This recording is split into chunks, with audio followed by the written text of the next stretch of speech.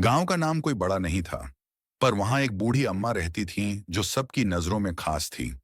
उसका ना कोई परिवार था, ना कोई दौलत। रहने को कच्चा कमरा, पहनने को सादी धोती और एक पुराना लोटा था उसके पास। लेकिन उसके पास एक चीज थी जो औरों के पास नहीं थी। सच्चा विश्वास।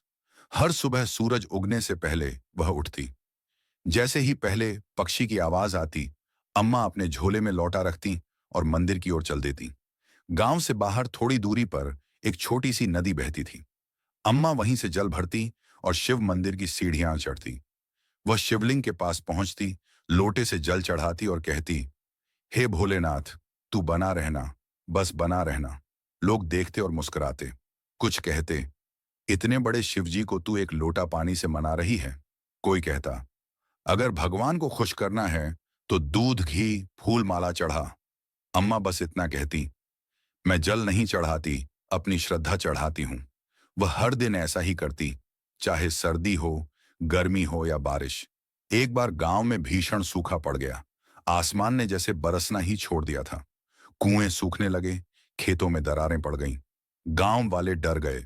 पंडित बुलाए गए, पूजा पाठ करवाया गया। मंदिर में हवन, यज्ञ, ढोल नगाड़े, मंत्रोच्चार, सब हुआ। लेकिन एक भी बादल नहीं आया। लोगों की आंखों में चिंता थी, बच्चों के चेहरों पर प्यास। किसानों की मेहनत सूखती जा रही थी। पर अम्मा का नियम नहीं टूटा। वह अब भी उसी तरह सुबह उठती, लौटा लेकर जाती, जल लाती और शिवलिंग पर चढ़ाती। फर्क बस इतना था कि अब लोग भी उसकी ओर ध्यान देने लगे थे। एक दिन जब आकाश बिल्कुल साफ था, न एक बादल, न हवा, अम्मा मंदिर पहुंची, आंखें मूंद कर जल चढ़ाया और फर्श पर बैठ गई। वह कुछ नहीं बोली, सिर्फ मौन साध लिया। उसके चेहरे पर कोई भय नहीं, कोई शिकायत नहीं, बस एक स्थिर शांति थी। कुछ ही देर में एक हल्की हवा चली। फिर आकाश में एक बादल उठा, फिर दूसरा, और फिर घिर आया अंधेरा। बिजली चमकी और अचानक बारिश की तेज बूंदें धरती पर गिरने लगीं।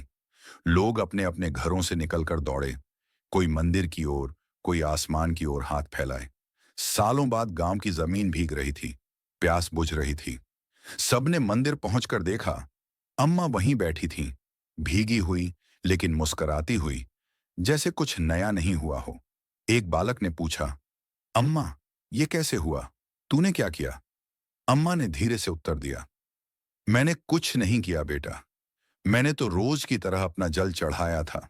मैंने भोलेनाथ से कुछ मांगा नहीं, सिर्फ उन्हें याद किया। भगवान को मांग से नहीं, मान से बुलाया जाता है। भक्ति में अगर छल नहीं हो तो भगवान मौन भी सुनते हैं। लोग नतमस्तक हो गए।